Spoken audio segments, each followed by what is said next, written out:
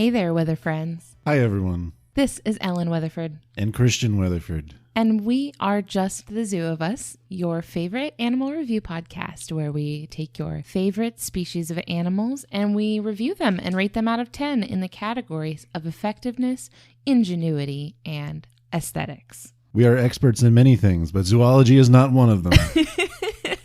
That's true. We do a lot of research and we do our best to make sure that we're presenting you really good information from really trustworthy sources. And we always cite those sources so you know where our information is coming from. You know, we're not just making this stuff up. Well, we're making the numbers up. The numbers part is arbitrary. We made that stuff up. I mean, we didn't create the number system. We did. Actually, numbers didn't exist before us. We invented the numerical scale. We got lazy and decided to make some numbers just upside down version of other numbers. So there. Some people call them negatives. I meant like 9 and 6, but okay.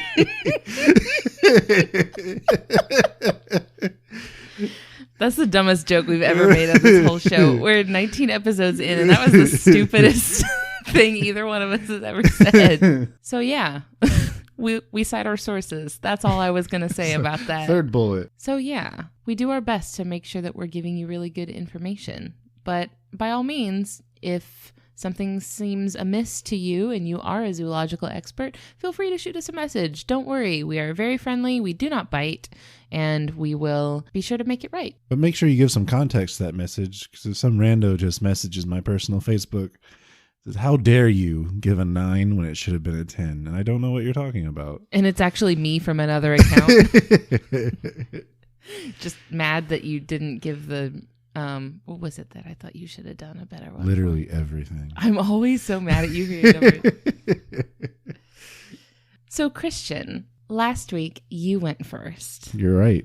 So this week it's my turn, and I'm really, really excited because we have some crowd pleasers this week. What do you got for us this week? So we decided this week to do 2 of our most highly requested animals. We kind of bumped them up due to popular demand, and mine that I'm talking about this week is the quokka. Quokka. Quokka. This is spelled Quokka. All right. The scientific name is Cetonix brachyurus. I didn't think it could get much more difficult than quokka. It did.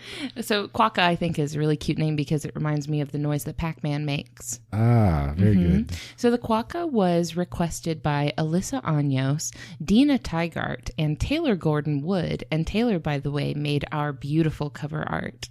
It's very good. Yes, it's excellent. Now available on merchandise. Yeah. Oh, now available on merch, which I haven't mentioned on the podcast yet. Oops, but it's out there. Anyway, also Alyssa Anyos, my cousin, requested this animal in the ideal request format.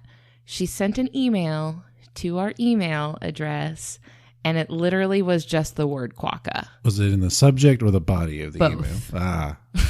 Same word twice, then. It was just one word, quokka. And I was like, well, received. To the point. Message received. Efficient. Yes. I'm all about efficiency. So we're here with the quokka. So the information that I'm getting on the quokka, I have gathered from Nature Conservancy Australia, the Australian Museum, and Rottnest Island Wildlife's fact file on the quokka. All right. So you'll never guess where this animal is from. Antarctica. So I'm going to introduce you to my buddy, the quokka. At their adult size, they are 40 to 55 centimeters or 15 to 22 inches long. Their tail adds another 25 to 30 centimeters or 10 to 12 inches. So this is roughly the size of a house cat or maybe a large chicken. One chicken.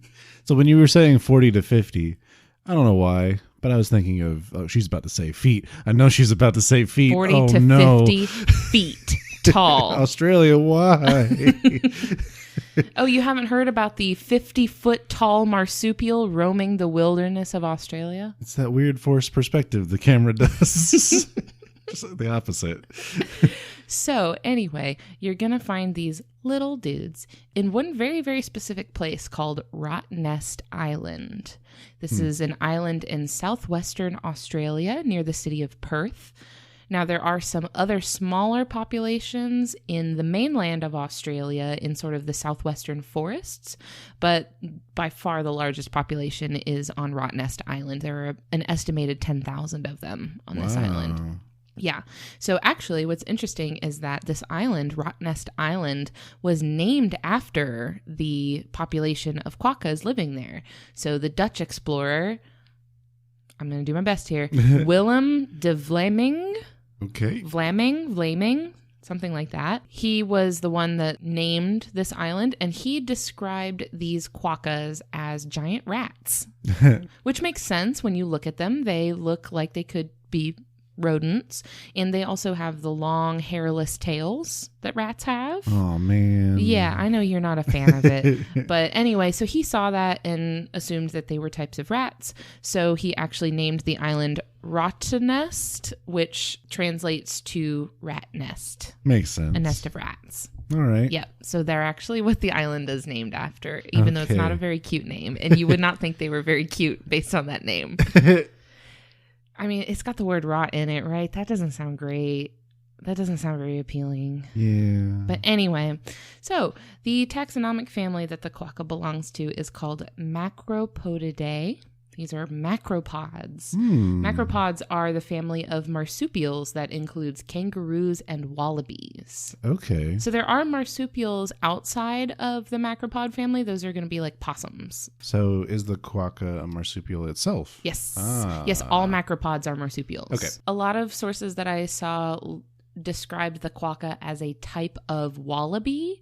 And then that made me dig a little bit further into what counts as a wallaby, because I guess I always thought a wallaby was like a certain type of species, but actually the term wallaby doesn't have a very strict genetic definition.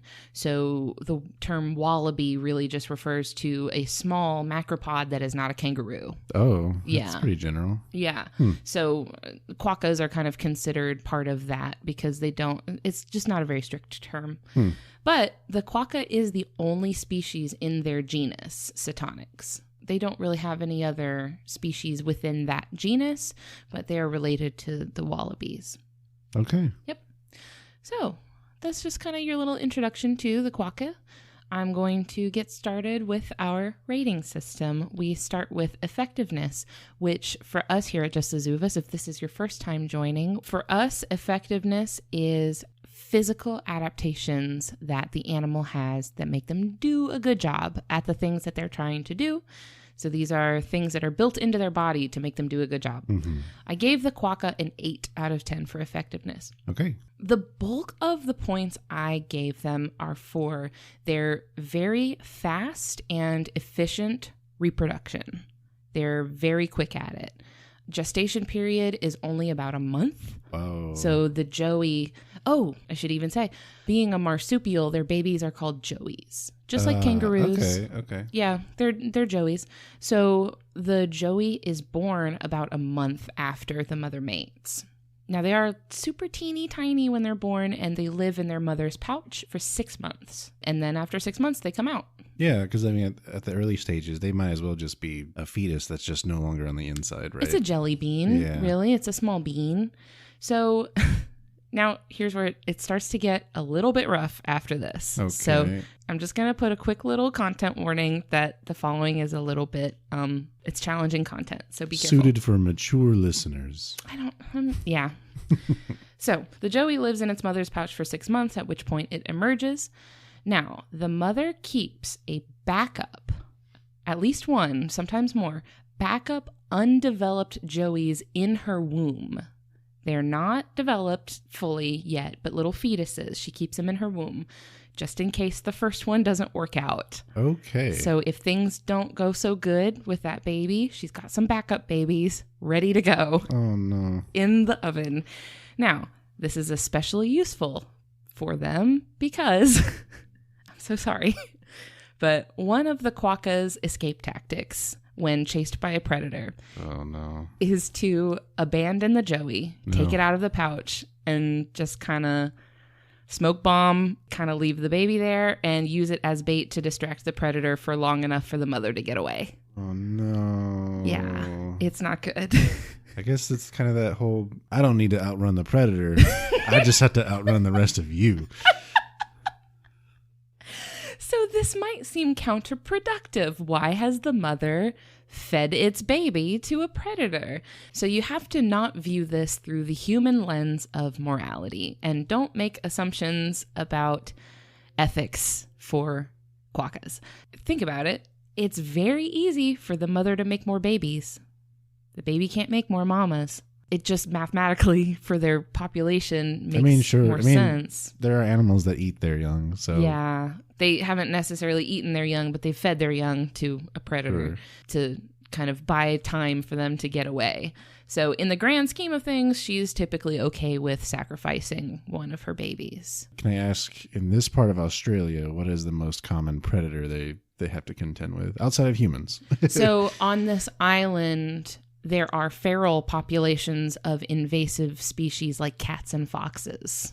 Okay. Yeah, so they have those to kind of compete with. I would imagine things like large birds of prey, snakes, maybe reptiles. I'm just trying to think of things that they would need to outrun. I guess that wouldn't be reptiles per se. I don't know off the top of my head, but no worries. I was just curious. Yeah, but so yeah, that's why one of the biggest things that people say is to please do not scare the quokkas, because they will smoke bomb their babies. Oh no. Yeah, it's not great. They'll just kind of spike them right on the ground and peace out. Do they come back? Or just be like, no, did it work out? Do not. Oh. They do not come back. Yeah, so bad moms, but I mean, you got to give them some logic points for that, sure. Right? So yeah, I mean, they will leave their babies behind and everything, but it's super easy for them to make more. So I gave them some effectiveness points for that. I guess I would have put that in the second category personally, but...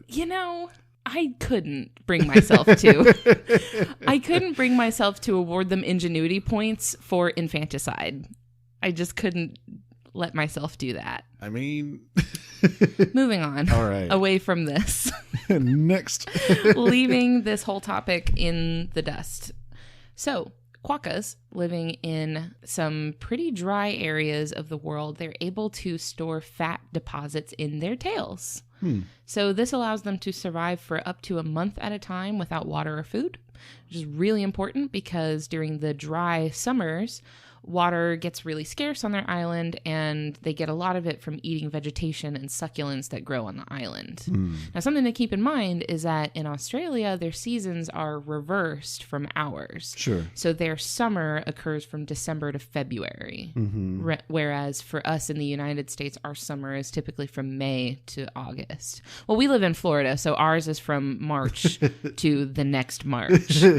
Ours is forever. It's just summer and that's it. Unfortunately, a lot of quokkas actually end up not surviving the summer, but the ones that do are able to very efficiently reproduce to maintain their population numbers. I guess they have to, huh? Yeah. So it's kind of a harsh environment that they live in, but they've kind of adapted to take advantage of it.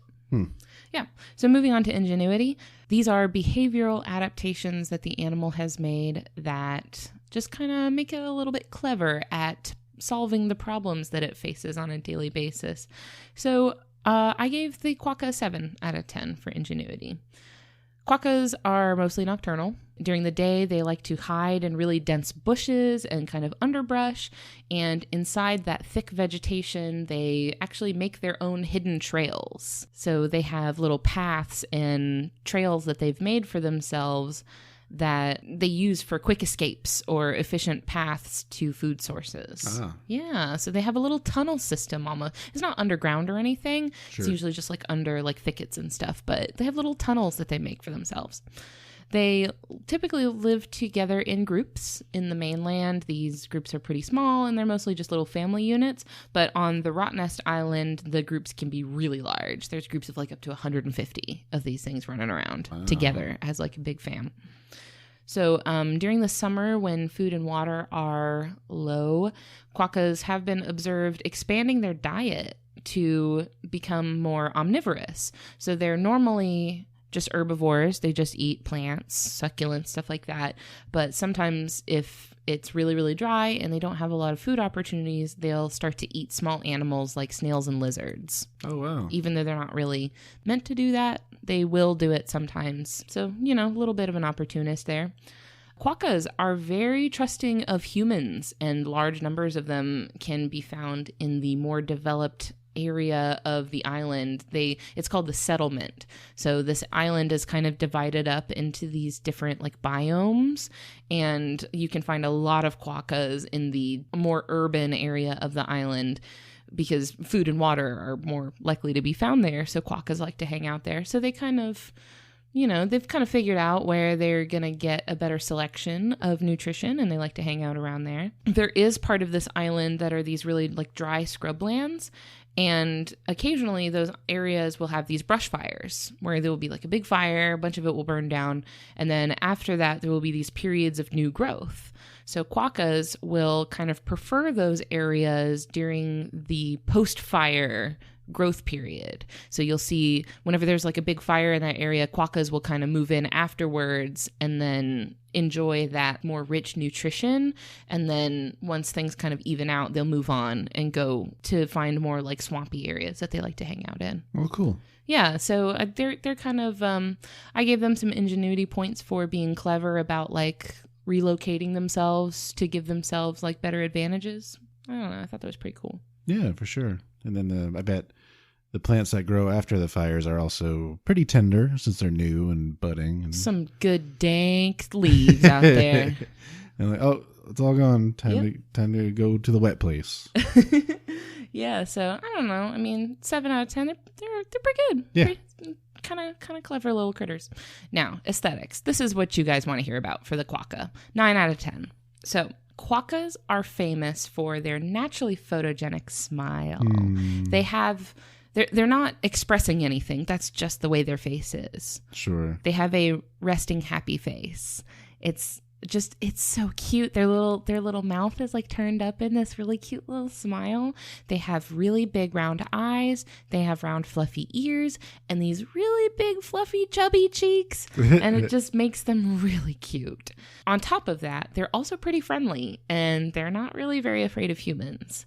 So their adorable appearance and their friendly demeanor has made them one of the most popular tourist attractions on Rottnest Island. Okay. They're kind of the island's claim to fame.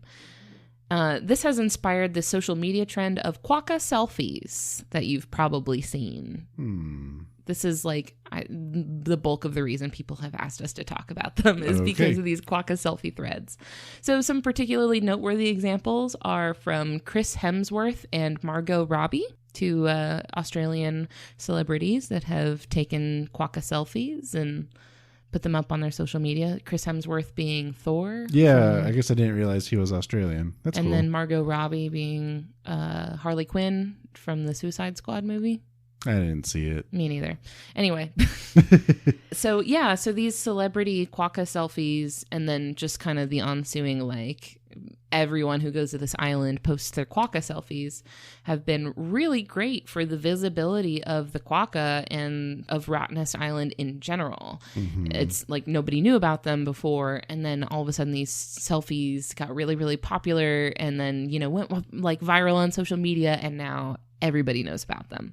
So they've been really, really good for, generating a lot of tourism and a lot of revenue for the island. Now, it is super important to follow the directions of local authorities when it comes to interacting with not just this wildlife, but any wildlife in general that you come across. So people trying to get selfies with quokkas will unfortunately sometimes try to tempt them with offerings of food. Don't do that. That can be very unhealthy for the quokka, especially if it is junk food. That can be super bad for them. Do not do that. So although it might be really, really tempting, the penalty for touching or feeding a quokka is $150. Wow. Is that US dollars? It's Australian dollars. Oh, okay. Don't just go running around petting these little dudes because there's a $150 fine for it. Yeah. So wait, I'm guessing when they get these selfies, it's a no-touch selfie? Do not touch. Gotcha. Yeah. There's actually a fair amount of controversy around quokka selfies. So particularly Instagram issues a warning that displays when you search for the hashtag Quokka selfie. I tested this. Like, I saw an article about it on the internet, and then I tested it on my own Instagram to be sure, and it really does happen. If you go to Instagram and you search the hashtag Quokka selfie, a warning screen comes up, and it says, you are searching for a hashtag that may be associated with posts that encourage harmful behavior to animals or the environment. Wow. Yeah, it also gives a link to Instagram's wildlife exploitation guidelines, which I will say this, they have some really good, really valid points about illegal trade and have really good warnings about things like potentially sketchy practices, especially like paid photo opportunities with super endangered animals. Always, always, always be super wary of that stuff. But actually, Rottnest Island Authority has publicly spoken against this notice. They object to it. They object to this notice being displayed for the Quokka selfie hashtag. They said, and this is a quote from the spokesman for the Rottnest Island Authority, "It does not serve to educate or inform the public about our conservation efforts or direct people to how they might develop a better understanding of this native species." So there's some beef there. Yeah, Instagram and the Rottnest Island Authority have some feud. Well, I guess, it's a common problem with other animals, especially animals that are typically found to be cute, but not so friendly and also more dangerous. Right? Yeah. So, quokkas can be very easily startled. You could spook them very easily and make them drop their baby. But yes, it is true that it's very bad for people to try to, for example, feed junk food to quokkas to get them to pose for a selfie. I get what Instagram is going for. I think that it is a good thing for them to be conscientious of how their platform is being used, especially when it comes to, wildlife exploitation. I think this is one of those cases where they might want to tweak the wording of the notice because it can kind of raise some hairs to say oh, this might be animal abuse when people are just taking pictures of wildlife without really disturbing them in any way. I'd be interested to hear the other side of the story too, though, because I imagine that is a common reaction to that, even when maybe not so black and white. Yeah, I think it's a very interesting discussion because I don't know, I kind of agree with both sides. It's kind of tough. It's a tough one, but I thought it was really interesting to see that sort of back and forth. Yeah. So yeah, that's my 9 out of 10 for aesthetics. They are so cute that it has caused a sort of an international feud. Controversially cute. They're controversially cute. Yes. So adorable little friends. So I will wrap up by giving you some final miscellaneous information about the quokka. Their conservation status is listed as vulnerable.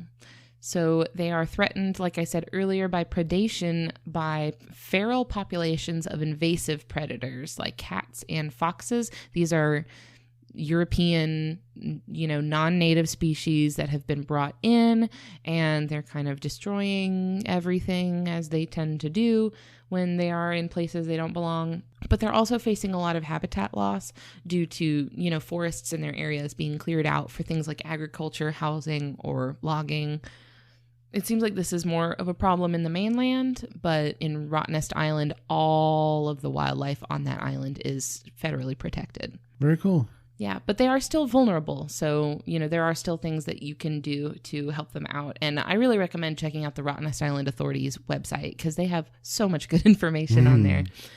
My last thing that I wanted to say about them, I thought this was really cool. I found this article from SciTech's science media website Particle. And this article was titled "Quokka Cure Not Quackery." Oh my. By Kirsten Flint in August of 2017. And I'm not going to pull any direct quotes or anything, but just to summarize what I read, there were quokkas that were kept in labs in the 50s and 60s. And these quokkas started to experience muscular dystrophy. And it was resulting from a vitamin E deficiency. So it had been thought up until that point that muscle fibers were completely just not capable of regenerating. Once you're paralyzed forever. Mm-hmm. But after the quokkas were documented completely recovering from paralysis once their vitamin deficiencies were corrected, this sparked this huge like rush of research into possible treatments for muscular dystrophy in humans. So there's this big spike in research. You know, once people were like, oh my gosh, it turns out muscle fibers actually can heal, then that just kind of like changed the game for muscular dystrophy research. Well, I think that would have also been in the middle of the polio epidemic as well. I think so. So that makes sense that there was a big interest in that. Yeah, I'm sorry, I'm not a huge history buff or anything like that. I just thought it was really interesting that like this pretty relatively unknown little like funky little marsupial had a really, really big impact in like medical research history. I thought that was pretty cool. Yeah, for sure. Yeah, so they've kind of impacted human history in their own adorable little way. So awesome. Yeah, that is the Quokka. Well, thank you, honey. You're welcome. Before we move on, I want to thank our patrons on Patreon. There are some people out there who are throwing us a couple bucks a month to help us grow and get bigger and better and get cooler. They were able to help us launch our website, which was really neat. Patrons get access to some really cool extra stuff like a feed of the show without ads, a patron-only Discord server, and I just added, actually, I'm going to be sending out monthly photography prints to our patrons at various levels. So, go check that out and consider pledging a couple dollars to support us and help us get bigger and better. For this week's episode, I want to thank our patrons Brianna Feinberg and Christina Sanders. So thank you guys. Yes, thank you. And those prints are very pretty. I can personally attest to them. You're biased. Maybe. Doesn't mean I'm wrong, though. I should mention that they're prints of photos that I took. They're not just like prints I like got off Google or something. Here you go. Hope these aren't copyrighted. Here's some stock images commonly used in memes. What if I sent them out and like they all had like Getty Images watermarked on them? Just straight up memes. Guess I'll die. Yeah, I'm gonna actually start printing out memes on printer paper and sending them in the mail to our patrons and signing them. You can use that terrible quality paper I bought like 5 years ago that we still have. Yeah, I'll be sure to do that so patrons, you're really getting your money's worth out of that. Anyway, Christian, it's your turn. You have another crowd pleaser for us, don't you? Yes, I do. So for this week, I've got another animal that had lots of requests, and that is the Peacock Mantis shrimp. So I chose the Peacock Mantis shrimp as a specific species, but a lot of people just know it as the mantis shrimp, and it was suggested as such by Kyle Rauch, Michael Solon, Nicholas Kite, and Susanna Lewis at the Thornvale podcast, on Twitter as @KeeperSusanna. Thank you all. Yes, thank you. So as I said, the Peacock Mantis shrimp is the specific species that I'm going with.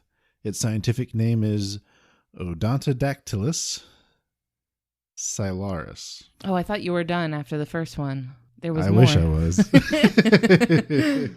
It's a mouthful. My sources are coming from oceana.org, the National Aquarium website, aqua.org, which is in Baltimore, Maryland, by the way. Oh, wow. Yep. And animaldiversity.org. Now, I know what you're thinking. Do you? But Christian, the oatmeal has talked about the mantis shrimp many a time. Oh, see, I was thinking about the Radiolab episode. Oh, that too. Mm-hmm. It's a popular animal. I feel like the Radiolab episode came first. Maybe. I think that was what like sparked public interest in the mantis shrimp. For me, it's more of the visual cue of the oatmeal stuff. Oh, yeah, sure. But yeah, a very interesting animal. So this particular species, its adult size is between 2 and 7 inches, or approximately 5 and 18 centimeters long. It's like the talon of a chicken. It's bigger than that. The toe of a chicken? It's like a small lobster. I thought you said 2 inches. 2 to 7 inches? 2 inches is like the toe of a chicken. No way. I mean, yeah, at its smallest. I'm going to stop talking about chickens now. But, and these little dudes can be found in the warm waters of the Indian and Pacific Oceans. They belong to the taxonomic family, another big word. Okay, let's go. Odontodactylidae.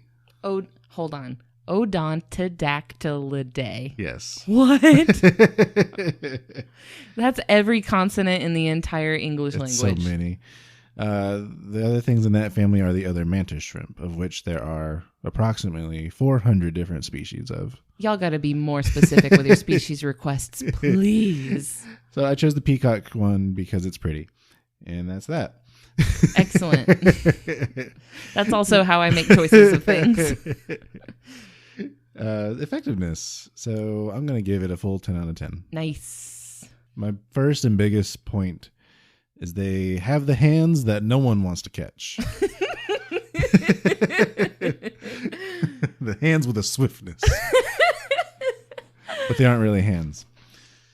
So they have these little hard clubs that are also called raptorial appendages. I'm sorry, raptorial? Yes.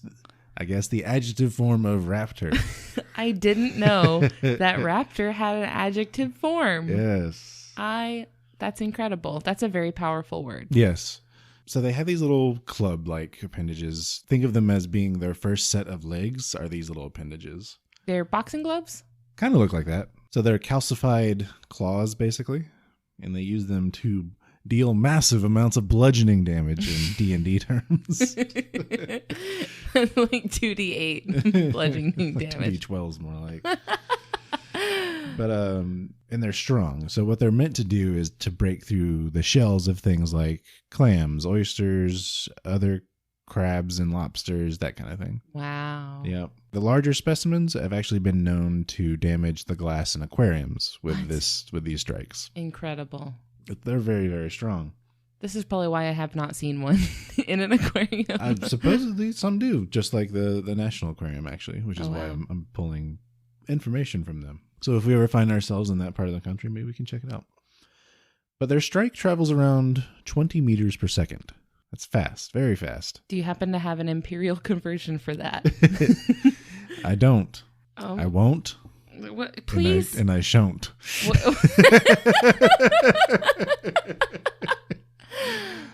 I don't know, like 60 What did you feet say per the number was? 20 meters per second. 20 meters per second. So that's like what? 100 feet That per is football game? 45 miles per hour. You missed my joke. Was it good? Yeah. What was I it? said, so that's what? 100 feet per football game? Okay. Well, it's 45 miles per hour. Is that right? 20 meters per second equals 45 miles per hour. Google says it right here. Okay. That makes a little sense, I suppose, because a lot of sources will say, oh, this is as fast as a 22 caliber bullet, which is not right.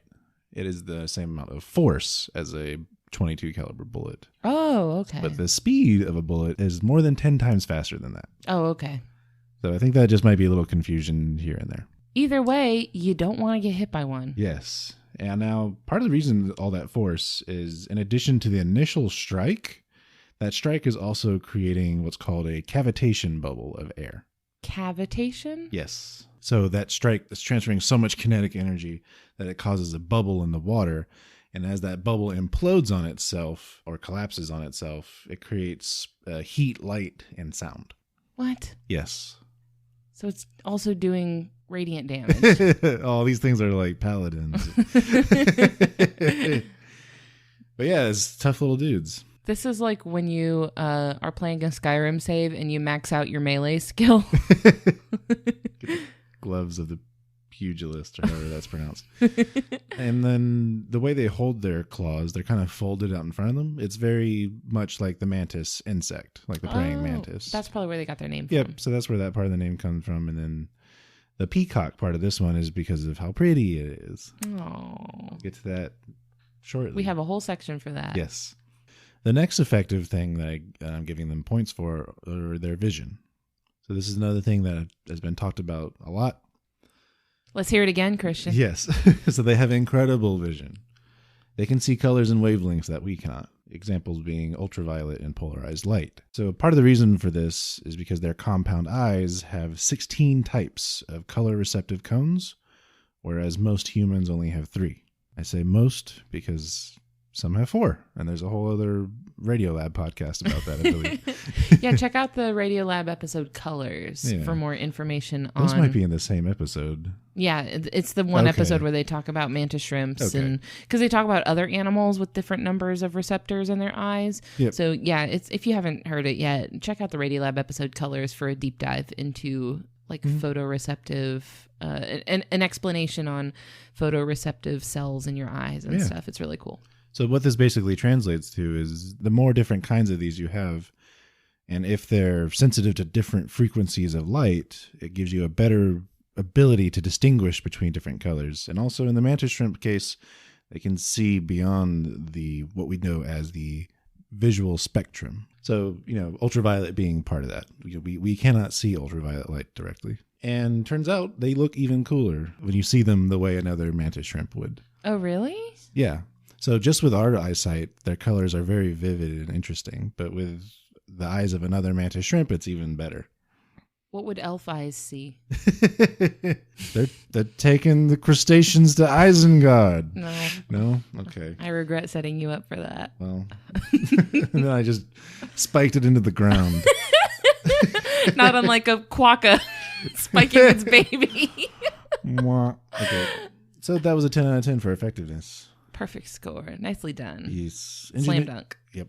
Ingenuity. I'm giving them, I guess, a modest 7 out of 10 for ingenuity. Really? Yeah. That's a lot for a shrimp. Well, so they dig these interesting tunnels. They're kind of U-shaped. They spend most of their time there. They hang out when they're not actively doing anything else, it seems. They'll breed there. They'll raise their young there. I also hang out in a cave when I'm not doing anything else. And I just thought it was interesting that they know that they have the ability to break open the shells of other creatures. Like I have these powerful hands. Just start breaking open other animals to get at their yummy gooey parts. I wonder how much of that is trial and error. I wonder if they ever run up on a shark or something and be like, yeah, surely I can take this. I mean, the way I think of it, the first one was probably two different crustaceans. One was like, hey, Mike, shake my hand. Okay, here you go.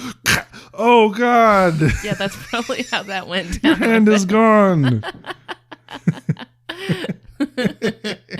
Or maybe he was just trying to greet his hermit crab buddy by knocking on the door that is his shell. Yeah, and he went to knock on the door of his house and then just no more door.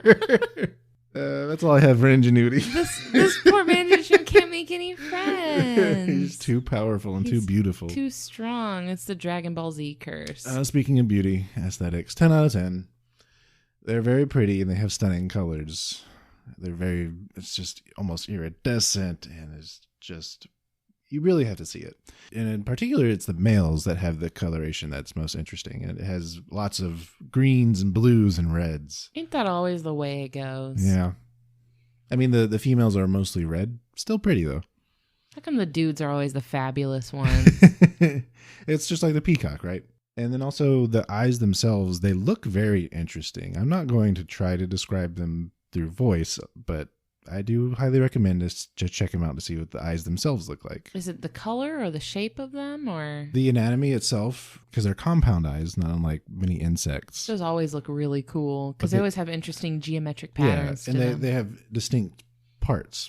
So they have horizontal bands that go through the middle. Oh. It kind of looks like they have several pupils that are kind of moving around too. Interesting. Yeah. A little miscellaneous info about our friends. Their conservation status is insufficient data. Oh. Yeah. We don't know. I mean, it's thought that they could be vulnerable to destruction of coral reef habitats because that's where they're primarily found. Other than that, no real data there. Okay, well, hope for the best. Yeah. Fingers crossed for the mantis shrimps. Hope they're doing good. Yeah. And they are pretty valued by aquarium collectors. Some, I should say. Yeah. So like I said, they're very beautiful to look at, but the negatives are, one, when they're bigger, they could damage the tank itself. Yeah, you need a bulletproof tank, huh? But also, they have a tendency to eat anything else that's in the tank. So who's going to step to them? Just stay out of reach, I guess. Nobody can keep them in check. You can't have fish cop coming in there, trying to keep everyone in line. Even another mantis shrimp, they're pretty territorial. They try to crack each other's tails open, and it turns out that part of their shell is the thickest part because of that. For that exact reason. They've evolved like bulletproof, like Kevlar tails. It's an evolutionary arms race. Well, I gotta say they're winning. And they're actually kind of known, like, if you have tanks that have living coral in it, they're known to, like, basically think, I want to dig a tunnel through this. Punch, punch, punch, punch, punch. Now this coral has a big hole in it. Jerks. Yeah. That's rude. Yeah. Leave the coral alone. And then I'm going to wrap up with what they do with their eggs. I think it's nice. So when the eggs are laid, the female kind of holds them on her person, for the lack of a better term. Just kind of holding them, and they're also like adhered to their body. Oh, interesting. Yeah. So she's keeping them close. Yeah, so she holds on to them and cleans them until they're hatched. Oh, that's kind of cute. Yeah. She cleans her little egg. She doesn't eat during this period. Oh. Yeah. She's a much better mother than the Quokka. The Quokka mom was like, bye. Okay, but if it wanted to, it could use them like bullets because there's so many. What? No, it could. You made that up. That's true. They don't really have any digits to grab that kind of thing with, but it'd be funny. That's a funny visual. Now, you mentioned that they're supremely powerful. Yes. They have incredible detection capabilities. And yes. They're supremely stylish. Is this an anime villain? If you're a mollusk. Mantis shrimp confirmed. Anime antagonist. You know this to be true. Jojo. Jotaro. That's the Peacock Mantis shrimp. Thank you, my love. That was delightful. It was enjoyable for me as well. I'm glad. That was really good. I had heard it talked about, but not by you. I might have mentioned it once or twice in passing. All right. Well, those are our animal segments. I want to wrap up the show with our relatively new audience response segment. Only had one that I wanted to share this week. So last week we talked about the giant manta ray. Mm-hmm. And in response to that segment, our friend Jacob Jones shared his experience with giant manta rays in the wild. So our friend Jacob works in commercial fishing. He works on a shrimp boat. And he had this to say about giant manta rays. He says, I've caught 2 giant mantas in the last 7 years. With shrimping, we use large nets that go to the ocean floor, and inside of the nets there is a large grid called a turtle extraction device, or a TED, T-E-D, mm-hmm.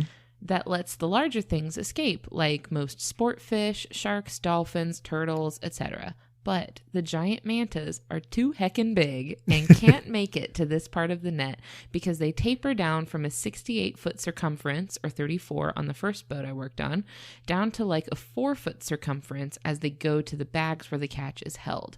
So when we pick up and pull the bags in, we will see them flapping irately in the nets until they slide out. So I was concerned, and I asked if the manta rays are able to get out safely once the net is pulled up, and Jacob said, yeah, they slide right out. They don't seem to have any issues as they flap on the surface for a moment as if cussing at us, and then they swim off. I have never once seen one get wounded from being in the net, just annoyed that we interrupted their swim. Angry sea blanket. But yeah, I really appreciate that. Thank you, Jacob. Yeah, I thought that was really cool because I've definitely never seen a manta ray in the wild, but cool. It must be really interesting to get a chance to see so many really cool ocean species out in their native habitat. So, Jacob also mentioned that they had caught a basket star, and I thought that was really cool. Yeah. So I had I saw this on Facebook, and I did a little research on the TED device. So they are purposely meant for sea turtles, right? Mm-hmm. Because, you know, the difference between the manta rays and the sea turtle is that the sea turtle eventually needs to get air from the surface. So the manta is probably okay because even if it doesn't get all the way through, it's still having water pass over its gills. It's going to be okay. Whereas a sea turtle, if it will eventually drown, right? Sure. And then I've read that even sometimes not all of these devices work because there are turtles that get too big for that. Oh no! Like the loggerhead turtles. Oh, yeah. Oh, those are big too. Yeah. Yeah. So I thought that was really neat. Here's some firsthand experience of an encounter with giant manta rays, and the visual of them being quite perturbed by being caught in a net. I thought was kind of funny. I've heard them described by people who have seen them out in the ocean as they look like a large quilt just kind of floating through the water. That makes sense. I mean, they do have that like square shape. I thought that was pretty cool. So thank you for sharing your experience, Jacob. Yeah, thanks. All right. So that's our show. We're all done. We're going to wrap up with a few final notes. I want to thank everybody who has been listening and everybody who's been recommending us to your friends. You guys are the best and I love you. And thank you especially to people who have been leaving reviews on your podcatchers. That means a lot to us and it helps us out a lot. Hopefully we've earned a good review from you. So if you feel so inclined, please drop a little 5-star rating on there. Yeah, and plus it makes us feel good. It makes me really happy. You know, I thrive on validation and I live for it. So, you know. Can I review it? Yeah, let's hear it. Let's hear your review of the show that we're doing right now. Oh, man. Pressure's on. Ellen is awesome. The other person. I don't know how to translate that to text, but. Well, I guess I'm going to have to do it when I'm doing the transcript, won't I? Dear future Ellen, I'm so sorry. You're not sorry because you keep saying that you are. You keep doing it anyway. The best apology is changed behavior, Christian Weatherford. Aww. Anyway, you can connect with us on Facebook, Twitter, or Instagram by searching the title of the show. You can also find our official website at www.justthezooofus.com. If you have an animal species you want to hear us review, you can submit that to us either on social media or just via email at ellen@justthezooofus.com. Yes. Transcripts of this episode and others will be going live on our website as soon as I can get through them. They take a very long time. Please be patient with me. And as our final note, I want to thank Louis Zong for the use of his song Adventuring off of the album B-Sides. It's good stuff. We love it. Oh. Merch store. Oh, yeah. Gosh. Yeah. I put some designs up that you can buy and put on things that you wear. And drink from, right? And drink from, yes. There's like coffee mugs on there. I think there's also a reusable cotton tote. Everyday items you interact with our brand on it. Yes, I know. You can add them to your inventory and use them for functions. They're functional, and they have our little cover art on them. I'm also working on some other little designs that I think would make cute merch, so I'm working on it. So yeah, that's our show. Thanks, everyone. Thanks. We love you. Especially me. Bye. Bye.